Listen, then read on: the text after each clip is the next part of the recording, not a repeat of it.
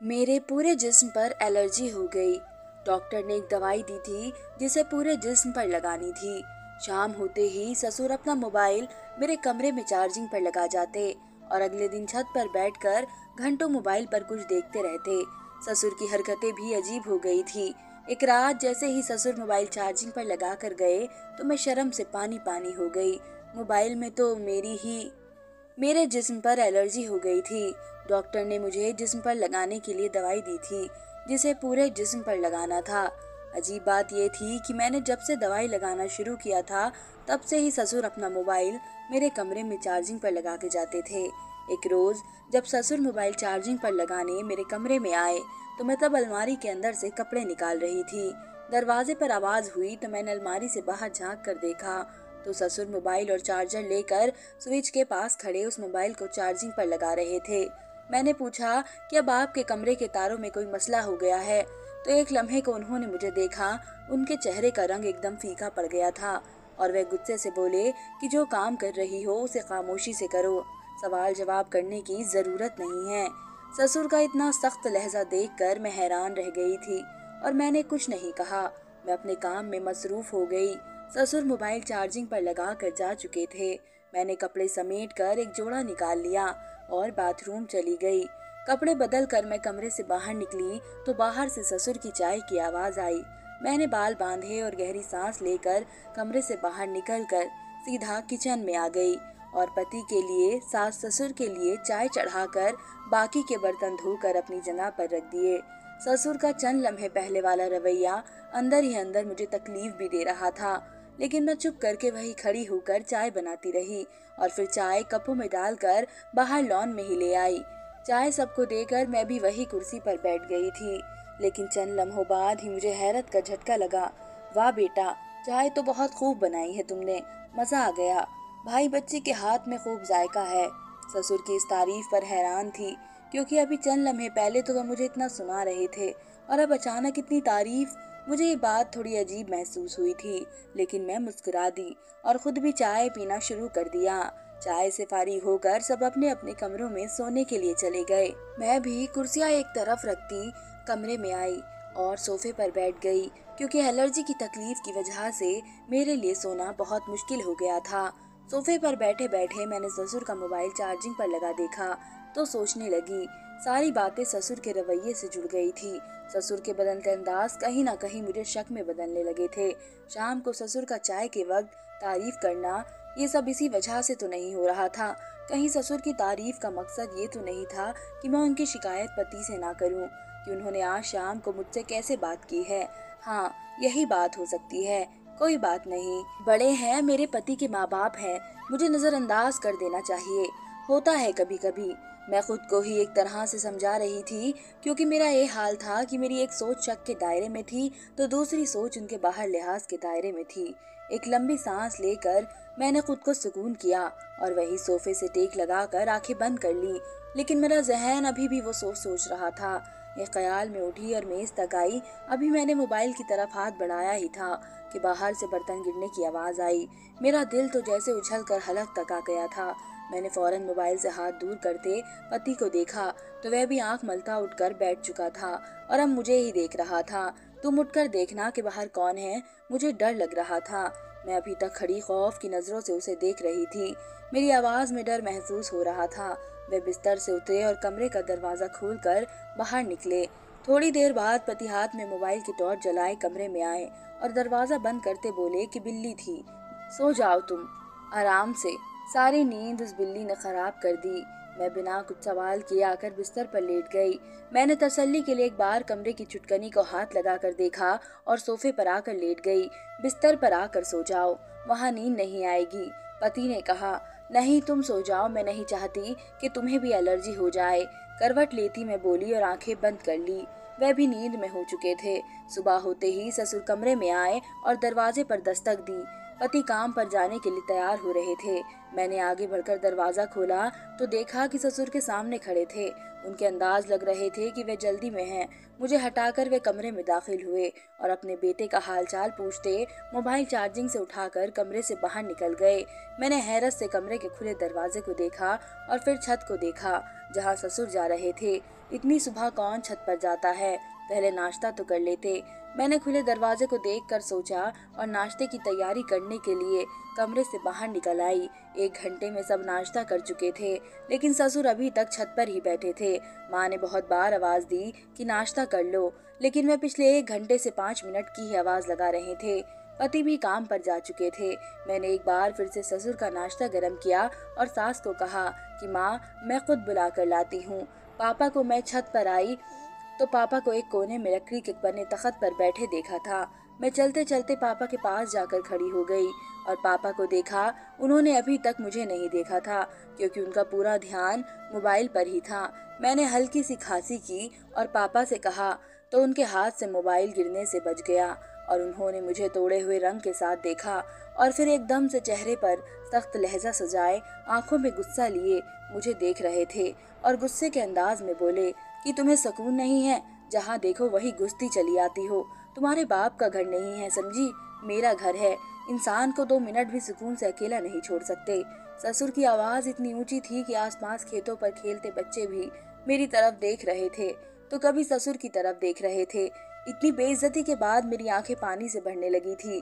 मैं वहां से जल्दी से पलटी और तेजी से जीने से भागती हुई सीधा अपने कमरे में आकर बाथरूम में घुस गई।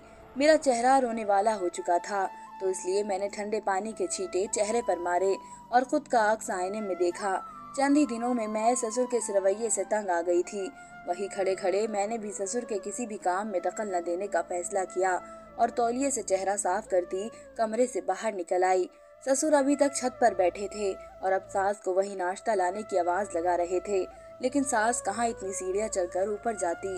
इसलिए मैंने कहा कि माँ, मैं दे आती हूँ, लेकिन माँ ने कहा कि मैं खुद चली जाती हूँ। उनका मिजाज आज कुछ ठीक नहीं लग रहा है, कहीं तुझे कुछ सुना ना दे। माँ ने बात तो ठीक कही थी, मुझ में अभी इतनी हिम्मत नहीं थी कि मैं ससुर की कड़वी बातें सुनती।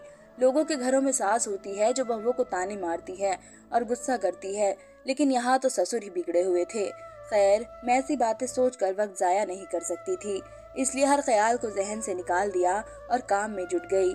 थोड़ी देर बाद सास नीचे आई और खामोशी से पलंग पर बैठ गई। मैंने झाड़ू लगाते हुए सास को देखा तो वह थोड़ी सी मुस्कुरा कर उठी। सास जब भी मुझे देखकर मुस्कुराती थी तो मुझे लगता था कि वे कोई गहरी बात है जो मुझसे छुपा कर बैठी है। मैंने भी मुस्कुरा कर सास को देखा और फिर से अपने काम में मसरूफ हो गई। आज तो काम खत्म होने का नाम ही नहीं ले रहा था। घर की सफाई के बाद मैंने मशीन लगाई और सारे कपड़े धोकर एक टब में डालकर छत की तरफ आई, लेकिन मेरे कदम वहीं थम से गए थे क्योंकि ससुर अभी तक छत पर बैठे थे। अगर फिर से मुझे छत पर देख लिया तो गुस्सा करेंगे। मैंने टब वही सीढ़ियों के पास रख दिया। इतने में दरवाजे पर दस्तक हुई तो मैंने दरवाजा खोला तो सामने थका हारा पति खड़ा था। बैग पति से लेकर मैंने कहा, मुंह हाथ धो लीजिए, और उनके पीछे पीछे ही अंदर चली आई। ये कपड़े यहाँ क्यों पड़े हैं? इसमें वजन बहुत है, मुझसे छत पर ले जाया नहीं गए, इसलिए यही पड़े हैं, मैंने तसल्ली में जवाब दिया। तो पति ने कहा, मैं कपड़े बदल कर आता हूँ और फिर तुम और मैं दोनों चलते हैं, कपड़े डाल कर आते हैं। मैं सास के पास बैठकर पति का इंतजार करने लग गई। चंद मिनटों में वे कपड़े बदल कर बाहर आए और टब उठाकर मुझे कहा, चलो। अरे बेटा, पहले कुछ खा ले, फिर डाल देना कपड़े, मम्मी ने उन्हें रोकते हुए कहा था, लेकिन वे इनकार करते टब पकड़े ऊपर जा चुके थे। मैं भी उनके पीछे पीछे सीढ़ियों पर चढ़ती ऊपर आई तो वे सामने ससुर को देखकर चौंक गए। शाम के बजाय अब रात का अंधेरा छाने लगा था, लेकिन ऊपर वाला जाने ससुर छत पर सुबह से बैठे क्या देख रहे थे कि नीचे उतरने का नाम ही नहीं ले रहे थे। वो टब जमीन पर रखते हुए ससुर के पास गए और वहीं बैठ गए। मेरे पति ने ससुर के घुटने पर हाथ रखकर पुकारा तो ससुर ने चौंक कर उन्हें देखा और फिर दाएं बाएं गर्दन मोड़ने लगे। अपने चारों तरफ देखा और बोले, अरे रात हो गई, पता ही नहीं चला। ससुर ने हैरान लहजे में कहा तो मैंने और पति ने हैरानी नजरों से ससुर को देखा। आप सुबह से यहाँ बैठे हैं? अरे नहीं नहीं, थोड़ी देर पहले ही आया था। मैं क्या इतना बेवकूफ़ हूँ कि इतनी गर्मी में छत पर बैठा रहूंगा? चलो नीचे चलकर खाना खाते हैं, ससुर ने उठते हुए कहा और जेब में मोबाइल डाल दिया। अब चले पापा, बस मैं ये कपड़े डाल कर आती हूँ। पति ने भी उठते हुए कहा था और टब से कपड़े निकाल लिए। ससुर दरवाजे तक गए, लेकिन फिर मुड़कर मुझे बोले कि बिटिया, दवा लगा रही हो ना ठीक से? जी पापा, लगा रही हूँ, मैंने हिचकिचाते हुए बोला और पति को देखा जो अपने बाप की इतनी फिक्रमंदी पर खुश हुआ था, जबकि मैं तो हैरान थी। जो ससुर का पल पल बदलता अंदाज मुझे परेशान करने लगा था, वह बेटे के सामने कुछ और कहते और वैसे इतने गुस्सा करते हैं। मैं 10 मिनट में कपड़े डालकर नीचे आई तो सास ससुर मेज पर बैठे खाना सामने रखे हमारा इंतजार कर रहे थे। मम्मी, मैं आ रही थी, आपने क्यों लगाया खाना? मैं लगा लेती। कुर्सी पर बैठते हुए मैं बोली तो माँ ने सर हिलाया और बोली कि कोई बात नहीं, सुबह से काम ही कर रही हो तुम। खाने के बाद मैं काम खत्म करके कमरे में आई तो ससुर भी कमरे में दाखिल हुए और मोबाइल चार्जिंग पर लगाने लग गए। मैंने खामोश नजरों से ससुर को देखा और कपड़े निकालने लग गई। जब ससुर कमरे से बाहर गए तो मैं कपड़े लेती बाथरूम में चली गई। जब कपड़े बदल कर बाहर निकली तो ससुर के मोबाइल पर बेल बज रही थी। मैंने 1-2 बार बेल नजरअंदाज किया कि शायद ससुर खुद आ जाए, लेकिन ससुर नहीं आए। मैंने दरवाजे के पास खड़े होकर ससुर को आवाज दी तो सास बोली कि बाथरूम में है। मैंने वही खड़े खड़े कहा कि मम्मी पापा की कॉल आ रही है, उन्हें कहें कि आकर देख ले। मेरा इतना कहना था कि ससुर घर के किस कोने से इतनी तेजी से निकले और मेरे कमरे में दाखिल हुए। ससुर का अंधेधुन कमरे में दाखिल होने की वजह से मैं उनके साथ गिरने से बच गई, क्योंकि जितनी तेजी से ससुर कमरे में दाखिल हुए थे मैं वही दरवाजे से चिपकी थी। अंदर आते ही ससुर ने मोबाइल पर आने वाली कॉल अटेंड की और मोबाइल कान से लगाकर मुझे घूर कर देखा। ससुर की घूर कर देखने पर मैं कमरे से बाहर निकल आई और लॉन में पड़ी कुर्सी पर बैठ गई। अंदर कमरे से ससुर की सरगोशियों की आवाजें आ रही थी। 10 मिनट बाद ससुर कमरे से बाहर निकलते तो मैं उठकर कमरे में चली गई, लेकिन लाख कोशिश के बावजूद एक बार फिर से मैंने ससुर की अजीब हरकतों के बारे में सोचना शुरू कर दिया। मैंने एक नजर मोबाइल पर डाली और सोफे पर आकर लेट गई। पापा सारा दिन रात मोबाइल पर क्या देखते रहते थे? आखिर पापा अपने मोबाइल को इस कमरे में चार्जिंग पर क्यों लगा कर जाते हैं? और पापा का ये पल पल बदलता अंदाज भी मुझे परेशान कर रहा था। मैंने इसे जहन से निकालना चाहा था, लेकिन ये सोच मेरे दिमाग से निकल ही नहीं रही थी। सोच सोच कर मेरा दिमाग थकने लगा था। अगली रोज ससुर सुबह ही कमरे में आए और मोबाइल चार्जिंग से निकाल कर छत पर ले गए। मम्मी ने पलंग पर बैठे बैठे ही पहले नाश्ता करने को कहा, लेकिन पापा 5 मिनट को कहकर छत पर जा चुके थे। पति ने भी कई बार ससुर को आवाज दी, लेकिन ससुर ने यही कहा कि तुम खा कर चले जाओ, मैं खा लूंगा आकर। लेकिन अब तो पति को भी 1 घंटा हो चुका था, लेकिन ससुर अभी तक नीचे नहीं आए थे। थोड़ी ही देर में ससुर ने सीढ़ियों पर खड़े खड़े सास को कहा कि वह उनका नाश्ता उन्हें ऊपर ही दे जाए। मुझे लगा था कि ससुर का दिमाग सारा दिन धूप में बैठने की वजह से खराब हो गया है, जो इतनी तेज सूरत के पास बैठकर नाश्ता करना चाह रहे हैं। ससुर का हुक्म सुनकर सास ने मेरी तरफ देखा और गहरी सांस लेकर मुझे नाश्ते की ट्रे पकड़ने को कहा। मैंने ट्रे पकड़ ली तो सास ट्रे लेती घुटनों को थामे जीने ने चढ़कर ऊपर चली गई। आज भी सारा दिन ससुर छत पर ही बैठे रहे थे। कभी कभी मोबाइल में से अजीब सी आवाजें आती थी और फिर बंद हो जाती थी। 1-2 बार मैंने छत पर जाने की भी कोशिश की थी, लेकिन फिर ससुर के गुस्से का सोच कर ही मैं वापस नीचे आ जाती थी। रात को खाने के बाद जब ससुर वापस कमरे में फोन चार्जिंग पर लगाने आते तो मैंने हिम्मत करके कहा कि पापा, कल इनकी छुट्टी है, अगर आप कहें तो आपके कमरे का बोर्ड ठीक करवा दूं। मेरा इतना कहना था कि पापा ने मुझे खा जाने वाली नजरों से देखा और मेरे पति को आवाज दी जो अपनी माँ के पास बैठे थे। बाप की बुलंद और सख्त आवाज सुनकर वे भागे भागे आए और मुझे देखा। ये देख, तेरी बीवी मुझे क्या कह रही है। मैंने पति को देखकर नहीं में सिर हिलाया और फिर ससुर को देखा। वे चेहरे पर सख्त गुस्सा लिए बेटे को ही देख रहे थे। ये देख, मुझे कहती है ये मेरा घर है, मैं जो चाहूंगा वही होगा। मुझे कहती है बार बार मोबाइल चार्जिंग पर मत लगाया करो, बिल ज्यादा आता है। ससुर के इल्जाम सुनकर तो मेरा सर घूम कर रह गया था। नहीं, मैंने ऐसा कुछ नहीं कहा, मैं सच कह रही हूँ। तो क्या मेरा बाप झूठ बोल रहा है? नाफरमानी करती हो मेरे माँ बाप की? पति गुस्से में मेरा हाथ पकड़ कर बोले। मेरा सर चकरा कर रह गया। शोर की आवाज सुनकर सास भी कमरे में आ चुकी थी। पति गुस्से में मुझे देखते देखते दरवाजे को ठोकर मारते कमरे से बाहर निकलते चले गए। मैंने अफसोस और दुख से ससुर को देखा तो वे मुस्कुरा कर कमरे से बाहर निकल गए। ऊपर वाला जाने ससुर की इन सब हरकतों के पीछे क्या मकसद था। और वे क्यों बात बात पर झूठ बोल रहे थे। मैंने सास को कहा कि मैं ठीक हूँ, आप आराम कीजिए, तो वह तसल्ली करती अपने कमरे में चली गई और मैं दवाई लगाने के लिए बाथरूम चली गई। मैं कपड़े बदल कर बाहर निकली तो पूरा कमरा खाली था। ससुर ने तो जो शक का बीज बोना था वह बो दिया था, लेकिन अब मैं ये भी जानती थी उसका मेरे और मेरे पति के रिश्ते पर क्या असर पड़ने वाला था। एक लंबी सी सांस करके मैंने मोबाइल फोन उठाया और पति का नंबर डायल किया। बेल जा रही थी, लेकिन वह उठा नहीं रहे थे। मुझे बेहद परेशानी होने लगी थी। मैंने एक बार फिर से कॉल की और यूं ही लगातार कॉल करती रही तब तक जब तक उसने उठाई नहीं। कॉल उठाते ही गुस्से से बोले, क्या मसला है तुम्हारे साथ, क्यों बार बार कॉल कर रही हो? तुम्हें समझ नहीं आता? एक बार मुझे तुमसे बात नहीं करनी है। इससे पहले वे फोन काटते मैं बोल उठी कि घर आ जाओ, मम्मी परेशान है, इतनी रात हो गई है। मेरी बात सुनते ही वे तनकर बोले, नहीं है परेशान मम्मी, तुम सबसे पहले मेरे माँ बाप की इज्जत करना सीखो, समझी? तुम क्या चाहते हो? माफी मांगू मैं पापा से? तो मैं मांग लूंगी, ठीक है, बात खत्म कर दो। मैं बोली और फोन बंद कर दिया।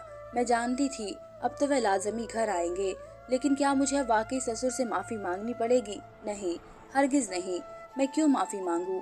इस तरह तो वह हर बार कुछ ऐसा करेंगे जिसकी वजह से मेरा पति मुझसे झगड़े। नहीं, बस बहुत हो गया। अब मुझे ससुर के इस रवैये की वजह मालूम करनी ही होगी। मैं कोई भी इल्जाम खुद पर बर्दाश्त नहीं कर सकती।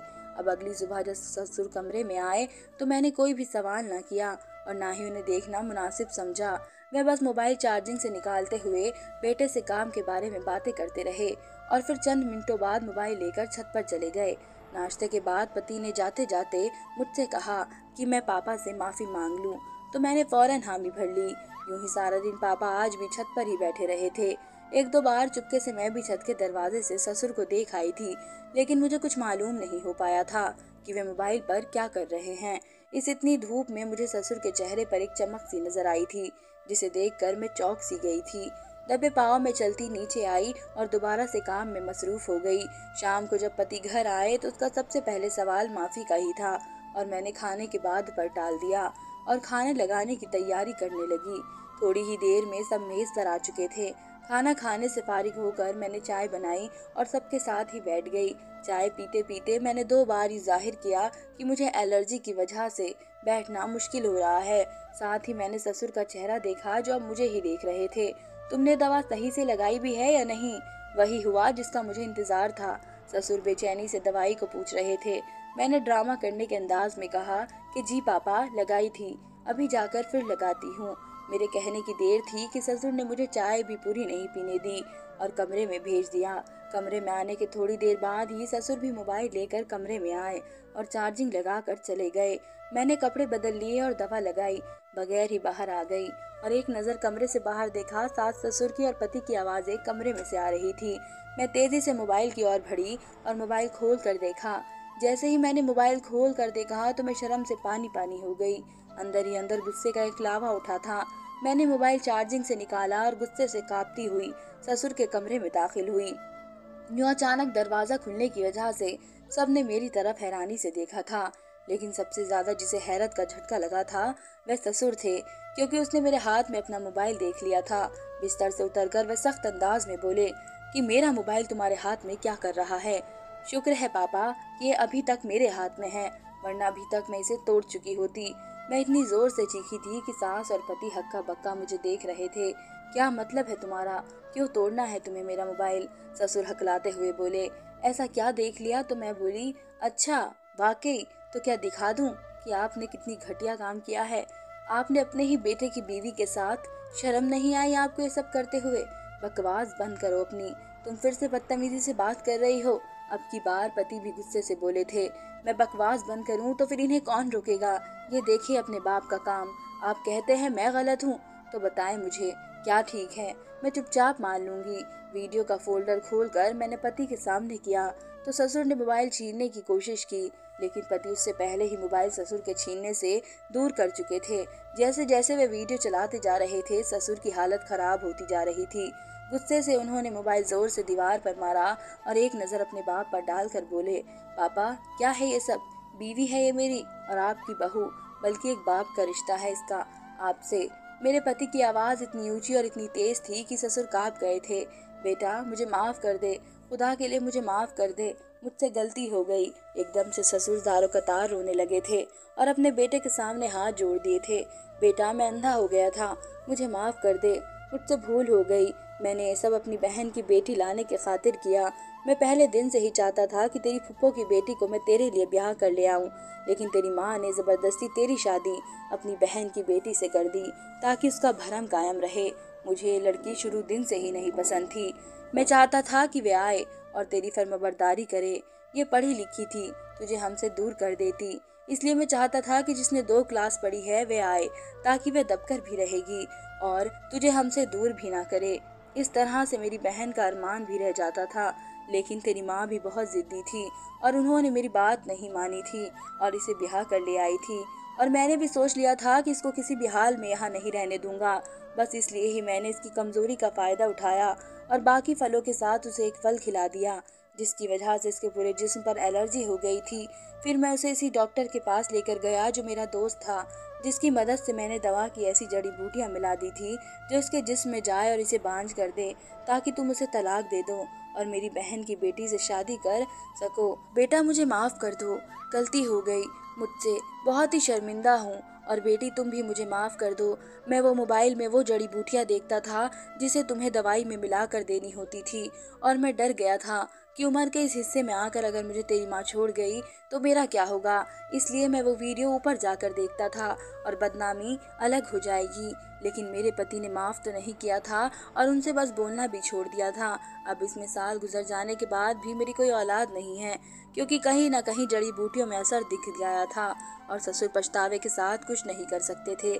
जिसने अपनी बेटे की खुशियां भेंट चढ़ा दी थी। पति का प्यार उस वाक्य के बाद से कम होने की बजाय बढ़ गया था और उसने मुझे माफी भी मांगी थी। उसने मेरा यकीन नहीं किया था, लेकिन आप सब सही थे। लेकिन फिर भी कहीं ना कहीं हमारे दिल में आज औलाद न होने का दुख जरूर था। महज रिश्ते बनाए रखने की वजह से औलाद की खुशियां नजरअंदाज करके इस पर अपनी मर्जी करना ठीक है। अपने ख्याल में ससुर ने जो किया बहुत गलत किया। धन्यवाद दोस्तों। उम्मीद करती हूँ आप सबको मेरी ये कहानी पसंद आएगी।